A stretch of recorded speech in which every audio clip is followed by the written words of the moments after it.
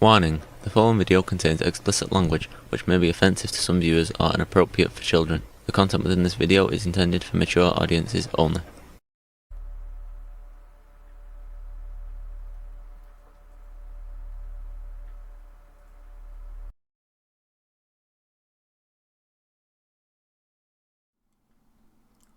Hello, hope everyone out there is doing well. Today we are back with The Path, a rabbit story. This is part 2 of episode 2. And so let's go ahead and without any further ado, let's jump into it. We looked into rabbits extensively, and although certain aspects of the game seemed similar to what was happening, there were no strange symbols drawn in the air with the amber liquid, and there was a kind of leaderboard. It was a game. Whatever this thing was that Noah was into, I didn't think there was any possible way that it was some kind of game.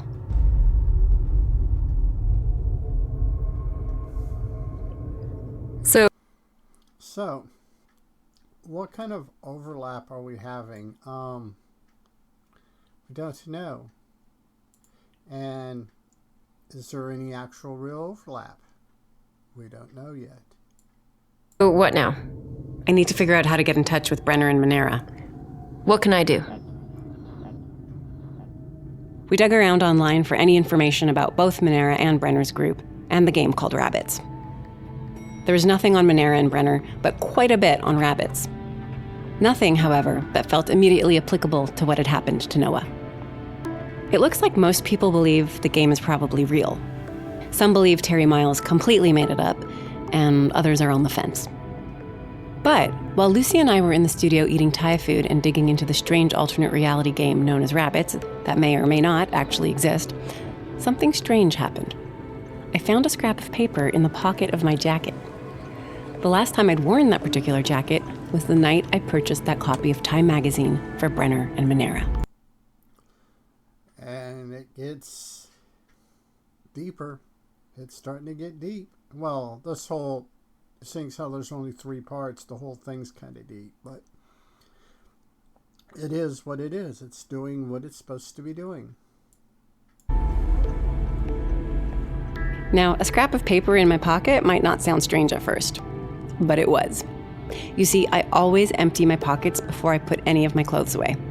It's just a thing I do, always. And there's more.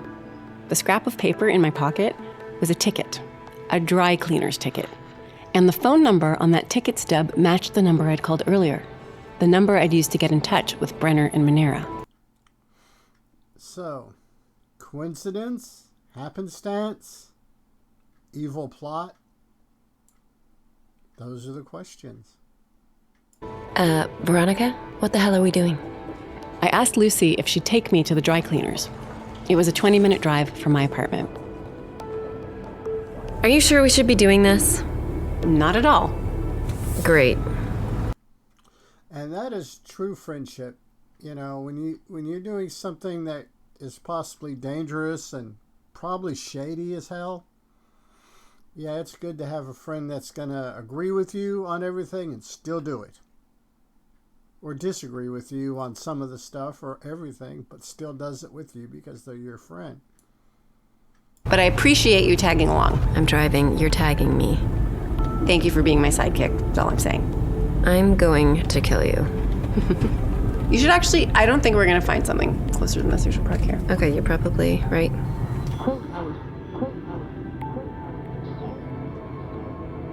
Look, if anything happens, like anything weird or whatever, I'm pulling you out. Yeah, you think you can pull me out? Yeah, you're goddamn right I can pull you out.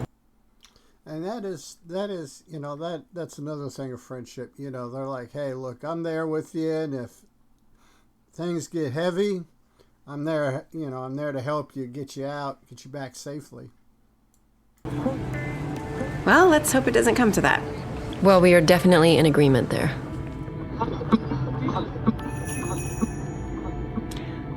I'm just picking up. Thank you. That couldn't have been any easier. I'm shaking. Yeah, it's pretty fucking exciting. Yeah, it was exhilarating. Whew. The dry cleaner was in the back room for a long time, almost 10 minutes. He came back and handed us a plastic-wrapped light brown corduroy suit jacket. The date on the tag indicated that this jacket had been dropped off over 20 years ago, with a note that read, "Please do not discard." So, now what do you do with this puzzle piece? As soon as Lucy and I got back to the car, we ripped open the plastic and went through the pockets. There was nothing there. But we did find something. Here. What is it? There's something sewn into the hem. Oh, rip that fucker open. How about let's go back to the studio and use some scissors? Fine. We hurried back to the studio and cut into the jacket. What the hell is in there? It looks like some kind of document or something. Yeah, that's always kind of sus on that part.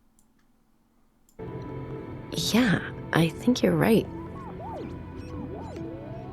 It was a very thin fused plastic case. We had to use a box cutter to get it open. Inside was a pamphlet with a folded photograph, a Polaroid, to be more specific. The photograph featured an image taken outside an enormous domed structure.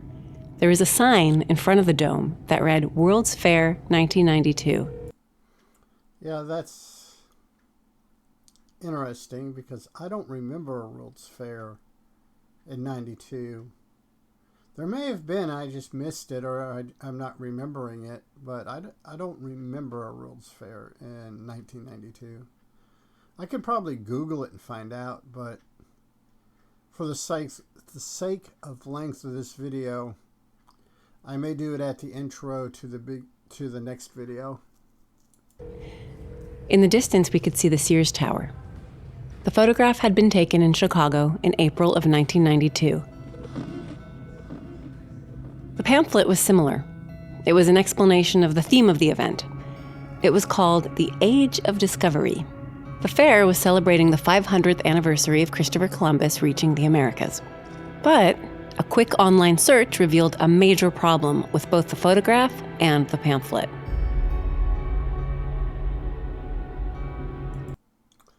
What is the problem? And are they going to be able to solve it? It never happened. What do you mean? I mean, look, the World's Fair was scheduled to take place in Chicago, but it was canceled a few years earlier. It looks like it eventually did take place, but in Montreal. Well, then what the hell is up with the photo and the pamphlet? No idea. They look legit. Yeah. So, did something slip from another parallel universe into ours?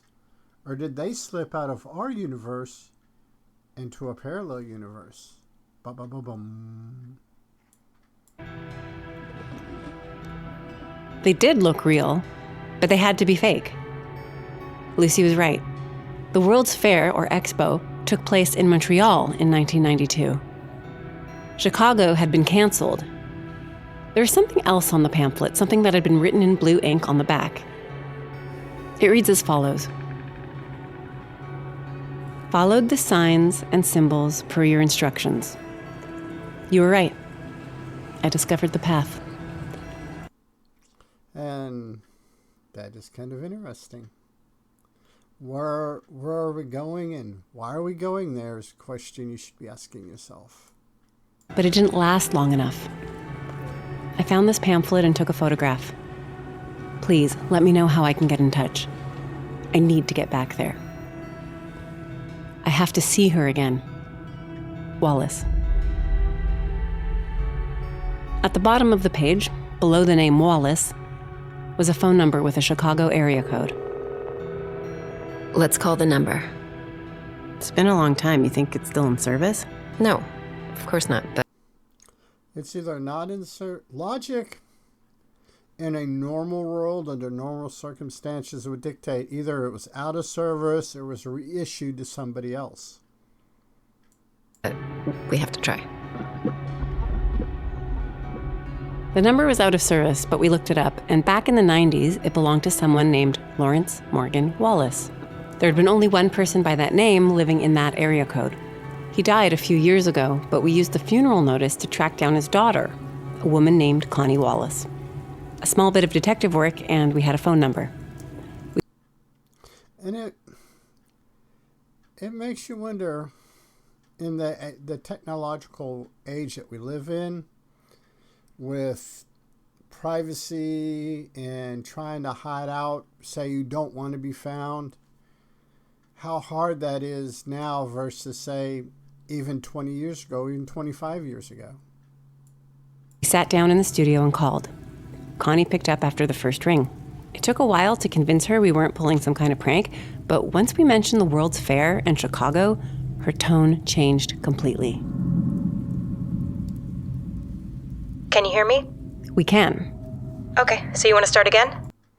And I love the way they do all through both seasons and the path of rabbits, that how the way they do the sound that the filters they run it through to get the sound like they're actually on a phone. I think details like that are just awesome.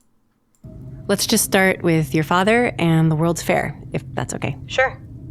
Well, my dad was obsessed with that thing his entire life.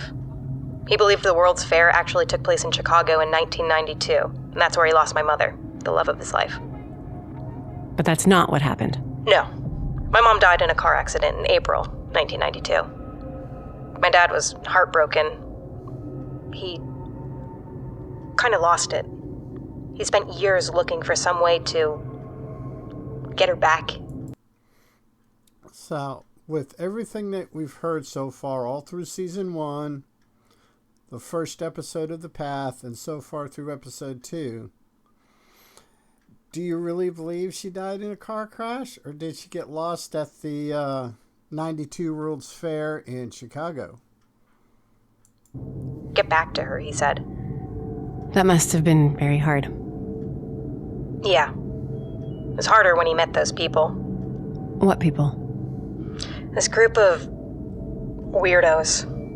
They convinced him that he could somehow get her back, or join her, or whatever. Did you ever speak with any of those people? No. I tried, but my dad wouldn't let me. And there's probably a really good reason for that. He said I couldn't understand. He was definitely right about that. Right. Anyway, it was shortly after he met those people that he disappeared. They found his body a few months later. Where had he been? Nobody knows, but they found his body in Chicago. Can I ask you to take a look at something for me? Sure. Where did you get that? Found it in a dry cleaner's in Seattle.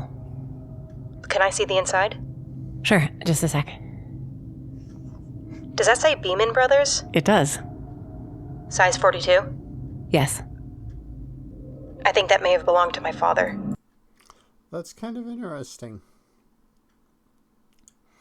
That these coincidences are kind of lining up.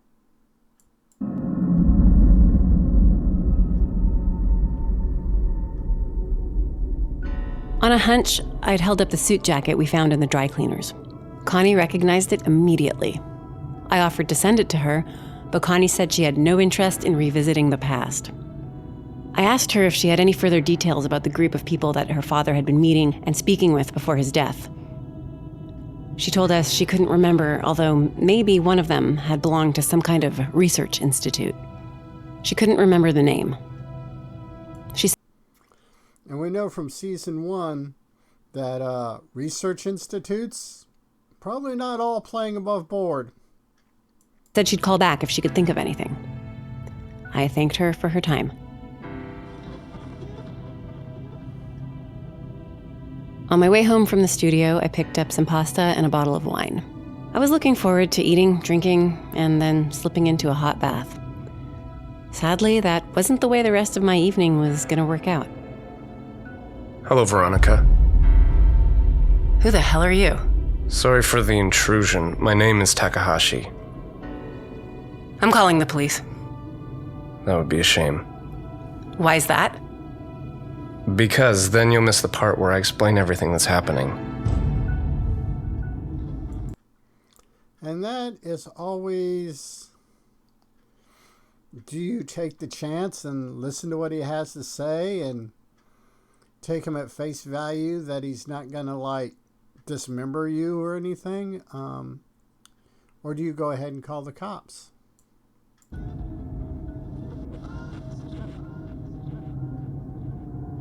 You've been listening to The Path, a rabbit story. I'm Veronica Dale. Stay safe.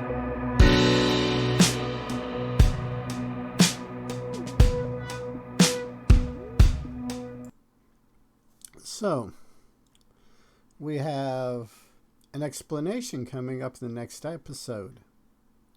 How much of it's credible? How much of it is nonsense? Is going to be revealed throughout the episode. So, until next time, peace.